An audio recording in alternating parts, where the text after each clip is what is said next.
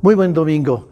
Llegamos al domingo de tentación, al comienzo del camino de la Cuaresma, al final de una semana muy particular, el carnaval con sus excesos, 10 muertos en La Paz, solo en La Paz, por intoxicación alcohólica. Nos da una idea de cómo poco sabemos hasta divertirnos. Pero seguramente el carnaval de Oruro, con toda su dinámica de turismo, en el mismo tiempo de religiosidad, de saludo y de referencia a la Virgen del Socavón. Esta semana pasó el 21F, el recuerdo del referéndum que ha dicho al presidente del tiempo que no podía volver a recandidatearse por la cuarta vez, interpretando a la inversa los acuerdos suscritos en San José de Costa Rica, y confirmada esta interpretación inversa por la sentencia del Tribunal Internacional año pasado, que ha indicado que había sido interpretado de manera negativa. La crisis económica que está afectando la reserva de manera preocupante, porque seguramente va a tener un reflejo en la inflación, en los costos de vida. Con todas estas palabras, estas reflexiones que han acompañado la semana, nos ponemos delante de la palabra de Dios.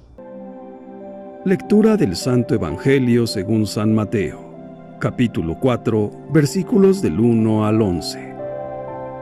En aquel tiempo, Jesús fue conducido por el Espíritu al desierto para ser tentado por el demonio. Pasó 40 días y 40 noches sin comer, y, al final, tuvo hambre. Entonces se le acercó el tentador y le dijo: «Si tú eres el Hijo de Dios, manda que estas piedras se conviertan en panes».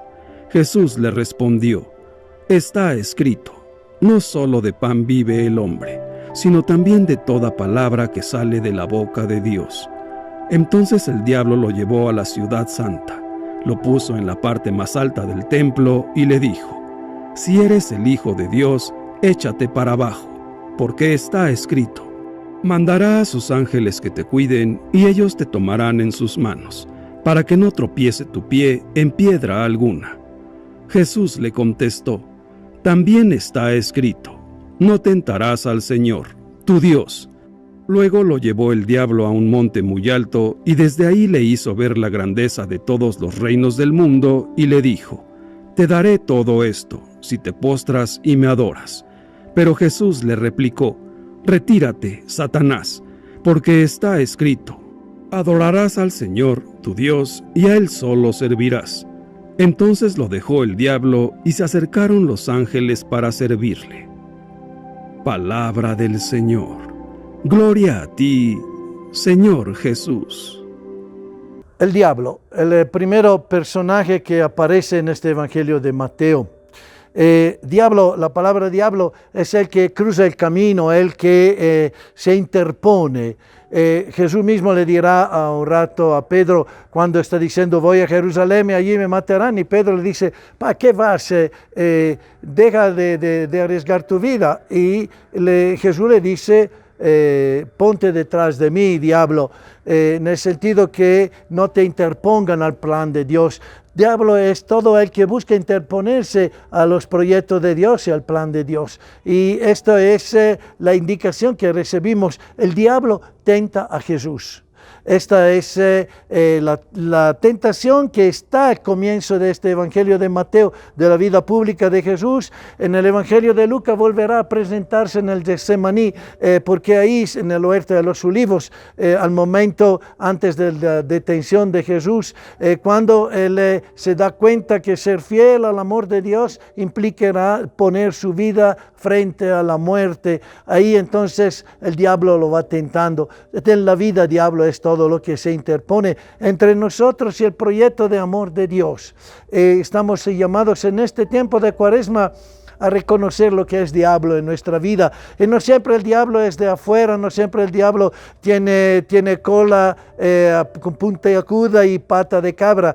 Más bien, el diablo es seductor, el diablo es bonito, el diablo es simpático, el diablo tiene entrada, seduce, porque para seducir no puede que ser lindo y presentarse así, pero sin embargo engaña.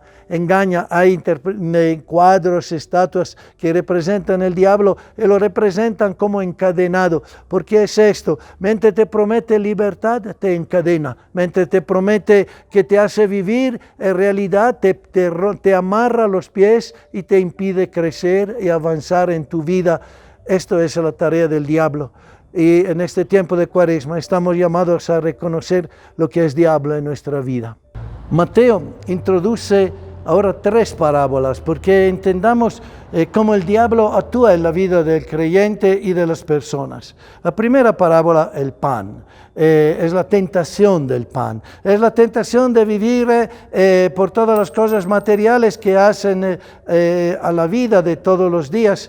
Hay personas que trabajan, crecen, hacen familia, tienen hijos y llegan a la pensión y a la jubilación y su vida está vacía, la han pasado toda dedicada a las preocupaciones materiales que hacen a la vida de todos los días. ¿Se puede vivir así? Sí, se vive así si no le prestas atención, que la vida no son solo las necesidades materiales, que la vida no es solo pan, hay mucho más en la vida que el pan. Y si tú reduces tu vida a responder a las necesidades materiales, pierdes el sentido de la vida y no respondes a ningún proyecto de Dios en la vida ni a ningún proyecto de amor. La vida no es bella, la vida no se vuelve linda, no se vuelve rica de cosas que te hacen crecer. Respondes a las cosas de todos los días, pero esto no es caminar en el proyecto de amor de Dios.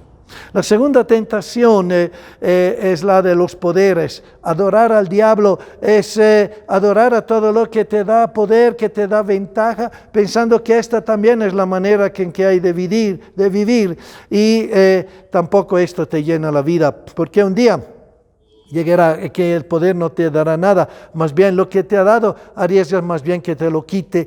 Y esto no es un riesgo de correr, esto no es la manera de vivir. Vivir para poder dominar los demás, a un rato es vacío, a un rato hace que te vuelves un tirano, un loco. En la historia pasada y presente, lamentablemente, nos muestra cómo estas locuras pueden llenar la vida de uno pensando que la está realizando y en realidad está engañándose a sí mismo, más bien está dejándose conducir por un proyecto que no lo hace por nada crecer.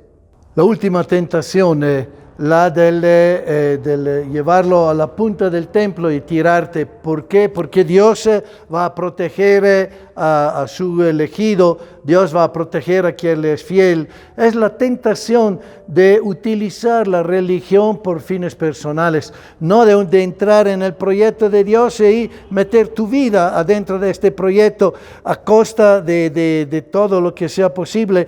¿Cuántas veces escuchamos cristianos que dicen, ni Dios me escucha? Ciertamente. ¿Por qué? Porque estás teniendo una relación con Dios que apunta a utilizarlo, a que Él te esté a tu servicio.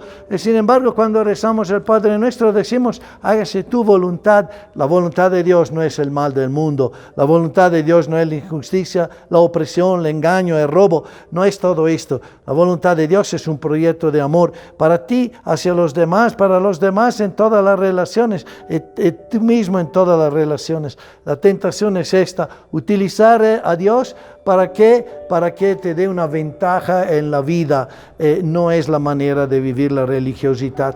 Este tiempo de Cuaresma debe ser un tiempo en que crecemos en profundidad de vida, en madurez espiritual, como nos decía San Pablo hace un par de domingos en la segunda lectura. Es el tiempo entonces de hacer verdad dentro de nosotros y de darnos este espacio para que podamos hacer de este tiempo un tiempo de crecimiento humano y espiritual.